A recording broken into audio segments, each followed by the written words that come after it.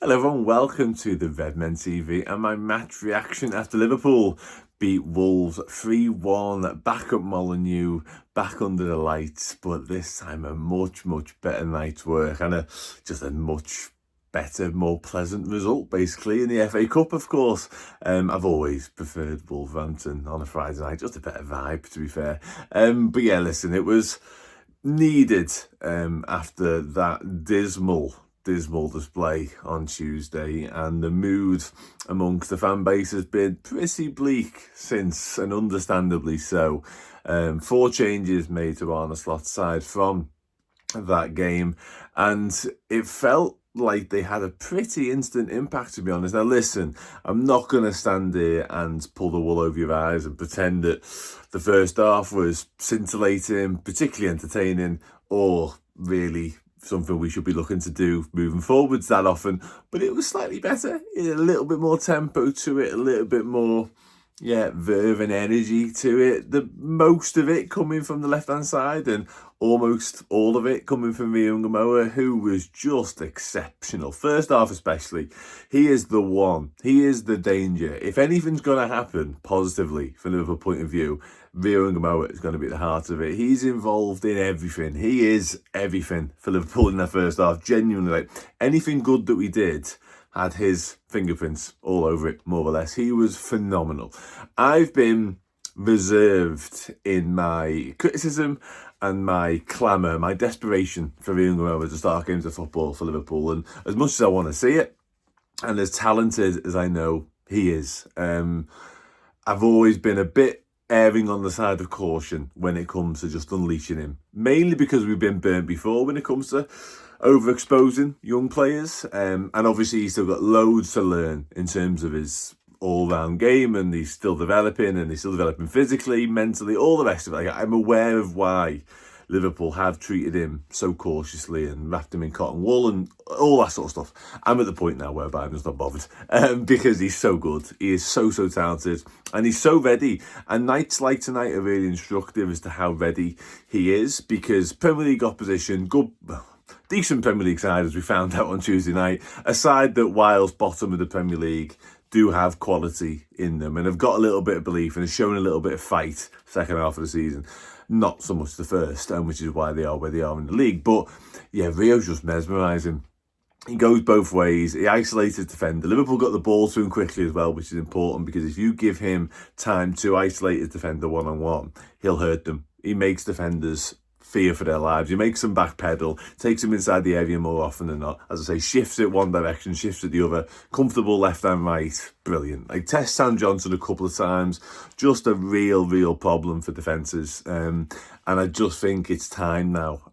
So ineffective has Cody Gakpo been. I thought Gakpo did okay centrally tonight, but Rio's shown him the blueprint of how to be a proper winger and do what Liverpool have been crying out for, and just be an outlet for us, be a threat, make things happen over there. I thought he was honestly exceptional. My man of the match tonight might not get the headlines because of what happened in the second half, which is an Andy Robertson screamer, by the way. Rolling back the ears, Andy Robertson there for a couple of minutes, breaks the deadlock with a stunning strike, and it felt like whilst we were okay for the most part in the first half, it might take a moment from somebody, didn't expect this to be Andy Robbo, to break the deadlock and just to settle us maybe, and I'm not quite sure how to put it, but yeah, Robertson from the edge of the box just had a go, and he struck it so cleanly. It's, not something we associate with Andy Robertson. As brilliant as a servant and as wonderful as a footballer he's been for us, with the absolute wealth of assists and defensive contributions. The goal scoring hasn't necessarily always been his forte,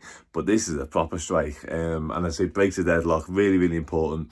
And then he sets up both Salah at the back post, initially flagged offside. Salah had another really underwhelming night up until this point, but the goal comes and it's 2-2 now for him, by hook or by crook. So kind of, I don't know, maybe that's something to build upon for Mo. Maybe it feels like a moment for him. I'm hoping, I'm clutching a little bit, to be honest, but I think whilst Mo Salah plays for us, we've just got to hope and pray that things happen and sort of things conspire that mean we see something from him between now and the end of the season, because if this is going to be a successful season, the salvation of the FA Cup, who knows about, as unrealistic as it seems, the Champions League, I still think Mo Salah being even remotely close to Mo Salah will help in that cause. So yeah, fingers crossed tonight's goal, coupled with a goal, albeit in a losing cause, a few nights ago, means something for him and his self-belief and his confidence. Who knows? And Curtis Jones rounds off the scoring in a bit of style, actually. Curtis started at right back, and he just sort of backs himself in this moment. With Liverpool have slowed it up a little bit, and Curtis Jones just takes it upon himself to speed up the tempo, and he has a go with his left foot, and it bends in beautifully. Lovely finish, and a nice moment for him, because another one who's been on the fringes, has been on the periphery of it a little bit, sort of in for a while around Christmas time, and then obviously the transfer speculation started happening, and it felt like he was out of favour. So yeah, good for him to start and get some minutes under his belt, but even better for him to do that and have a real tangible impact and give Arne Slot a few headaches, just in the same way that Rio Ngumoha has obviously done from his position. But yeah, listen, 3-0, and it was all going swimmingly, but much in the same vein as Liverpool have managed to do this entire season. We can't really have nice things exclusively, can we? So we allow Hwang to score pretty much a straight ball, and he runs through the very centre of us and collects it and scores.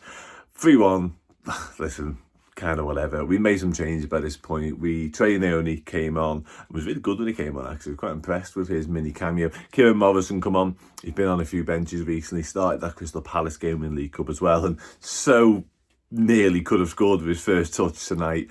Fed into him. I think it was Szoboszlai who chose the pass and just kind of cut across with his left foot. I'll be honest, he's kind of both-footed, Kieran, so he'd have backed himself regardless of which foot it came on. But yeah, just gets it wrong, and he'll know he got it wrong. He smiled afterwards, which was good to see, but a potential moment didn't quite come to pass for him, which is a shame. But yeah, ultimately, really, really good night's work for the Reds. Move the ball around a little bit quicker than what we've been guilty of recently.